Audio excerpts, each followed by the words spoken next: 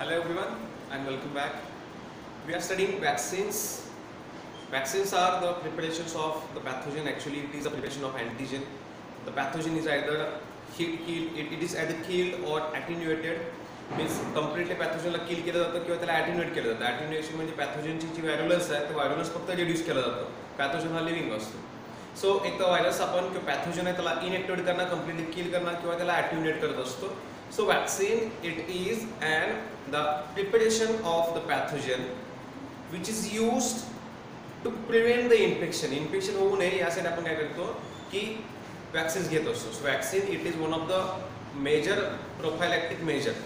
Prophylaxis मध्ये आपण वॅक्सिनचा use करत असतो इन्फेक्शन होऊ नये म्हणून. सो वॅक्सिन आपण जर एकदा घेतलं तर वॅक्सिन काय करतं की आपली इम्युन सिस्टीम इम्युनोजेनिक असतं, ते इम्युन सिस्टीम ॲक्टिवेट करतं, immune system become strong, memory cells develop होतात आणि त्यामुळे जे सबसिक्वेंट इन्फेक्शन आहे ते प्रिव्हेंट करू शकतो with the help of vaccines. Vaccines usually काय करतात तर आपली इम्युन सिस्टीम जी इम्युनिटी आहे ती इम्युनिटी ॲक्टिवेट करत असते, इम्युनिटीला स्ट्रॉंग करत असतात. So immunogenicity means to make the immunity more stronger. Immunity दोन टाइपचे असते. That is first innate immunity, ज्याला आपण इनबॉर्न इम्युनिटी सुद्धा म्हणतो. नॅचरली बर्थ पासून आपल्या बॉडीमध्ये जी इम्युनिटी असते that is called innate immunity or inborn immunity. And this innate immunity or inborn immunity it is supposed to be the non-specific. कशी असते? It is a non-specific type of immunity. Meaning काय की non specific म्हणजे काय होतोय त्याचा अर्थ असा, तर नॉन स्पेसिफिक असं आहे की रँडमली कुठल्याही पॅथोजनच्या अगेन्स्ट जी पहिल्यांदा इम्युनिटी डेव्हलप होते ते असते कोणती, तर आपली इनेट इम्युनिटी. म्हणजे स्पेसिफिक पॅथोजनच्या अगेन्स्ट स्पेसिफिक अँटीबॉडी प्रोडक्शन नाही आहे याच्यामध्ये. तर रँडमली कुठल्याही पॅथोजनच्या अगेन्स्ट एक जनरल टाईपची इम्युनिटी डेव्हलप होते ज्याला आपण काय म्हणतो इनेट इम्युनिटी किंवा इनबॉर्न इम्युनिटी. त्याचा हा ड्रॉबॅक असा आहे की ती कशी असते, नॉन स्पेसिफिक असते. नॉन स्पेसिफिक इम्युनिटी किंवा जी इनबॉर्न इम्युनिटी आहे याच्यामध्ये मोस्टली आपले जे इंटरफेरॉन्स असतील, कॉम्प्लिमेंट सिस्टीम असेल किंवा जे फॅगोसायटिक सेल्स आहेत, these are involved in the innate immunity as well as some antimicrobial substances are secreted की जे रँडमली, एक्झाम्पल एखादा लायसोझाईम एन्झाईम असेल तो कुठल्याही बॅक्टेरियाला किल करू शकतो, स्पेसिफिकली याच बॅक्टेरियाला किल करणार, त्यालाच किल करणार, या व्हायरसच्या अगेन्स्ट ॲक्ट करणार असं नाही आहे. सो अँटीमायक्रोबियल सबस्टन्सेस असतील किंवा हे जे सायटोकाइन्स आहेत किंवा interferons, phagocytic cells, these are the components of the innate immunity which is a non-specific immunity present by birth. But the second type of immunity is the adaptive immunity, or which can also be called as an acquired immunity. Acquired immunity कशी मिळते तर after exposure to a particular pathogen, whatever kind of immunity obtained by the body, that is called acquired or adaptive immunity. He by birth present नसते. अशा प्रकारची immunity कधी develop होते, suppose a person has expose to a Salmonella typhi, that time तो person जेव्हा recover होईल त्यावेळी त्याच्या बॉडीमध्ये इनफ अमाऊंटमध्ये अँटीबॉडी प्रोडक्शन झाले असते, त्या पॅथोजनच्या अगेन्स्ट इम्युनिटी प्रॉपर डेव्हलप झाली असते. म्हणजे ती कसली इम्युनिटी आहे तर ती ॲक्वायर्ड आहे, ती बाय बर्थ नाही आहे, इन्फेक्शन नंतर आलेली आहे ती, म्हणून त्याला आपण ॲडॅप्टिव्ह किंवा ॲक्वायर्ड इम्युनिटी म्हणतो. आणि याच्यामध्ये एक इम्पॉर्टंट थिंग अशी आहे की it is a specific type of immunity. Specific पॅथोजनच्या अगेन्स्ट स्पेसिफिक इम्युनिटी डेव्हलप केली जाते, जनरल नाही आहे ही. So it is a specific immunity. The role of vaccine is to activate this kind of immunity. So vaccine activates the acquired immunity because the immunity should be specific. Example, polio virus against vaccine घेतली तर ती जी immunity develop होणार आहे that should be against polio virus. म्हणजे कसं आलं तर specificity आहे, आणि स्पेसिफिसिटी कोणत्या प्रकारच्या इम्युनिटीमध्ये असते, ॲडॅप्टिव्ह इम्युनिटीमध्ये असते. That's why vaccines, they are meant to activate, to stimulate the adaptive kind of immunity rather than innate immunity. ज्या व्हायरसच्या अगेन्स्ट आपण वॅक्सिन घेणार आहे, ज्या बॅक्टेरियाच्या अगेन्स्ट वॅक्सिन घेणार आहे त्याच्या अगेन्स्टच इम्युनिटी ही तर डेव्हलप होते, म्हणून आपण त्याला स्पेसिफिक इम्युनिटी असं पण म्हणतो. Okay, now so there are couple of two types of immunity that we have studied, that is innate and acquired immunity, and vaccines are meant to activate, stimulate the acquired immunity. आता हे जे आपण vaccine study करतो किंवा जे vaccines prepare केले जातात, तर वॅक्सिन प्रिपेअर करताना काय क्रायटेरिया असावेत. So while designing a vaccine, आपण एखाद्या व्हायरसच्या अगेन्स्ट किंवा एखाद्या पॅथोजनच्या अगेन्स्ट जेव्हा वॅक्सिन डिझाईन करत असतो, so while designing a particular kind of vaccine some criteria must be kept in mind.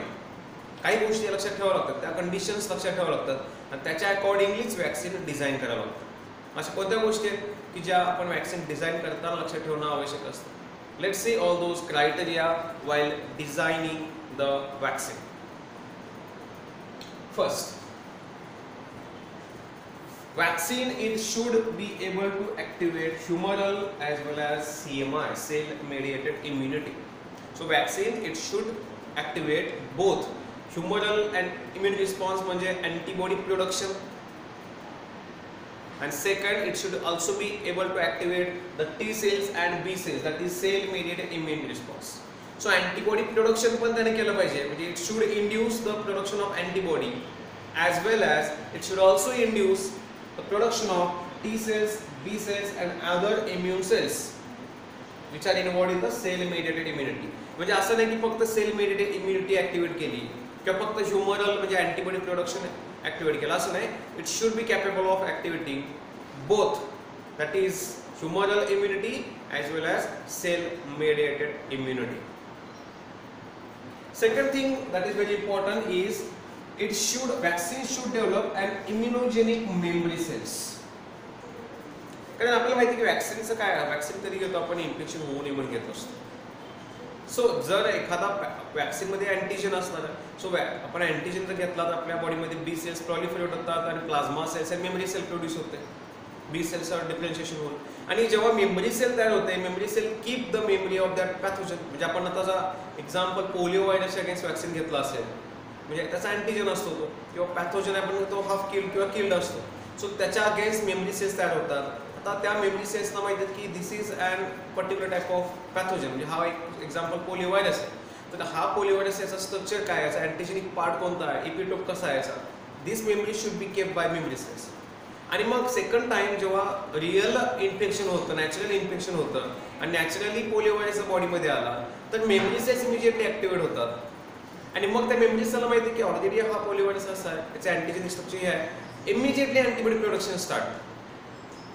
त्यामुळे काय होतं की इन्क्युबेशन पिरियड कमी होतो आणि डिसीज होण्यापूर्वीच तिथं इम्युन सिस्टम ऍक्टिव्हेट होते, अँटीबॉडी प्रोडक्शन इन्हान्स होतं, सेल मेडिएटेड इम्युनिटी ऍक्टिव्हेट होते. आणि मग त्यावेळी काय होतं की जेव्हा सिम्पटम्स डेव्हलप पाहिजे, सिम्पटम डेव्हलप होण्याच्या आधीच काय होतं इथं की पॅथोजनला डिस्ट्रॉय केलं जातं किंवा किल केलं जातं.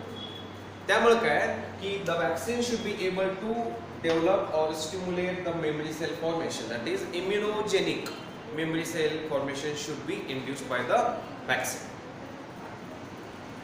Vaccine it should, now what is the role of memory cell? Memory cells role काय मला सांगितलं, memory cells they keeps the memory of the pathogen. जो पहिल्यांदा वॅक्सिन मधला पॅथोजन आहे त्याची स्ट्रक्चर समजलं, त्याची मेमरी कीप केली आणि नेक्स्ट टाइम जेव्हा नॅचरली व्हायरस जेव्हा येतो त्यावेळी त्याच्या अगेन्स्ट इमिजिएटली त्या मेमरीनुसार अँटीबॉडी प्रोडक्शन केलं जातं. हा त्याचा रोल असतो मेमरी सेलचा. पण महत्त्वाचं काय की इथं एक फॅक्टर असतो, म्हणजे मेमरी सेलच्या फंक्शनिंग मध्ये effectiveness of memory cell depends upon incubation period of any disease.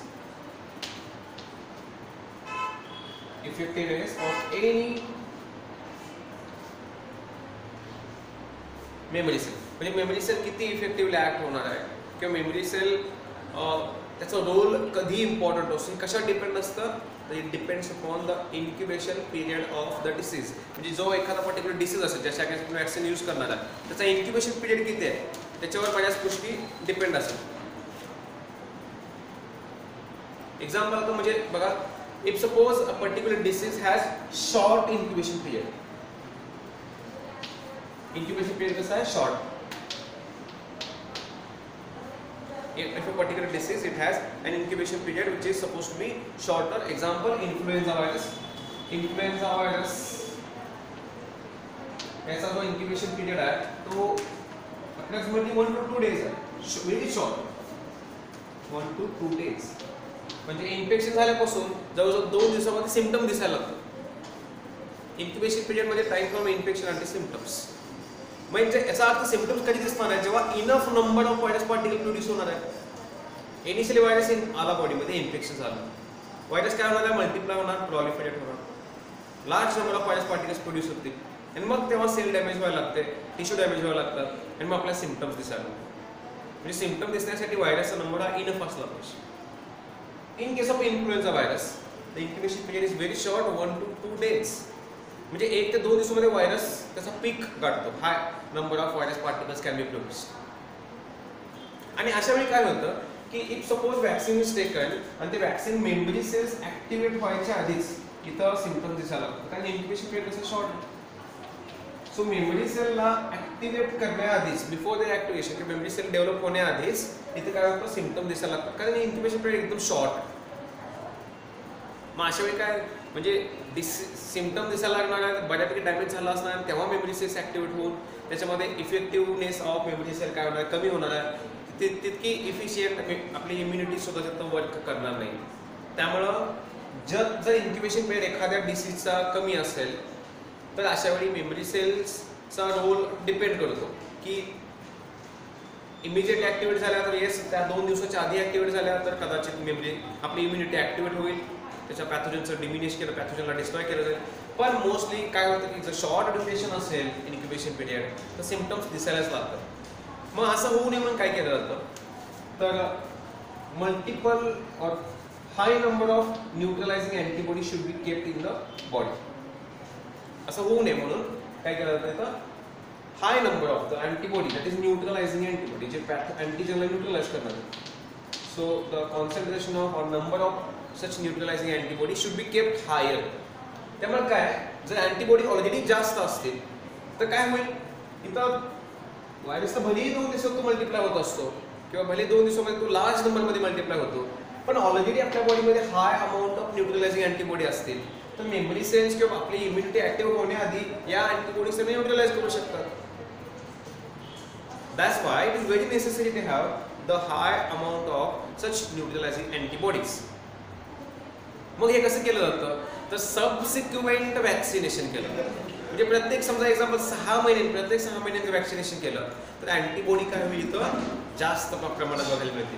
आणि जेव्हा अँटीबॉडी इतक्या जास्त प्रमाणात असतात तेव्हा काय होतं ऑब्व्हियसली मेमरी सेल्स ऍक्टिव्हेट होण्याची तो फारशी गरज पण नसताना काय होणार आहे तर तो जो व्हायरस असेल, तो जो पॅथोजन आहे त्या अँटीबॉडीनी किल केला जाईल. सो वॅक्सिनेशन करून आपण मल्टिपल टाइम्स वॅक्सिनेशन केल्यामुळं मेमरी सेल्स ऍक्टिव्हेट होतात, मेमरी सेल्स ऍक्टिव्हेट होऊन अँटीबॉडी प्रोडक्शन होतं. Large number of antibody production already केलेलं असेल तर सेकंड टाइम व्हायरस आला, पॅथोजन आला, मेमरी सेल्स आता पुन्हा ऍक्टिव्हेट व्हायला वेळ लागेल, पण तोपर्यंत या अँटीबॉडीज काय करतात त्याच्या अगेन्स्ट ऍक्ट होते. So they will reduce the number of virus particle or number of pathogens in the body. That's why these are called as neutralizing antibodies. So it is very important that is incubation period should be higher. कुठल्या पॅथोजनचा जर कमी असेल तर we should have high number of antibodies in the body. जर अँटीबॉडीचा number जास्त असेल तर इथं मेमरी सेल ऍक्टिव्हेट होण्याआधीच या अँटीबॉडीज त्या पॅथोजनला, त्या अँटीजनला काय करू शकतात, न्यूट्रलाइज करू शकतात.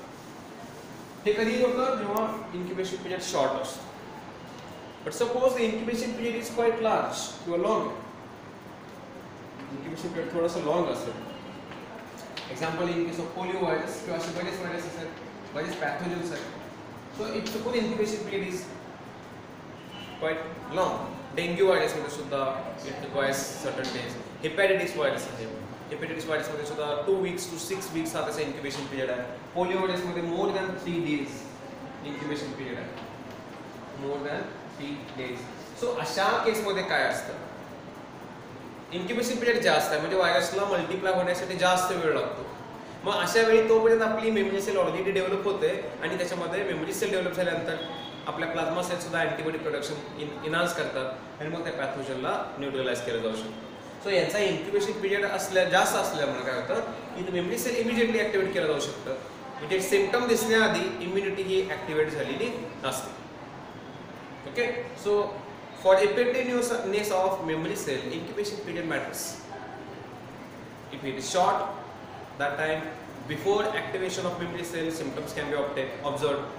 So to overcome this, if suppose we are subsequent or many times vaccinated, we had having already pathogen inoculated in our body, but by vaccination, that time large number of antibodies can be synthesized in the body. So second time after infection, before activation of memory cell, such already existing antibodies will be able to neutralize the pathogen.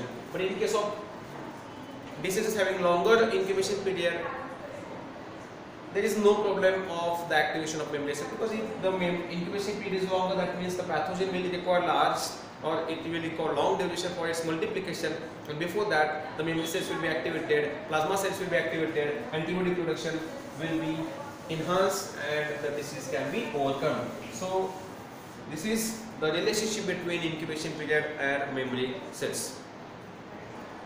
Next, this आता आपण काय बघतोय की vaccine design करताना कोणते कोणते criteria आहेत. आपण हे क्रायटेरिया बघितले की it should develop, it should stimulate the memory cells. Similarly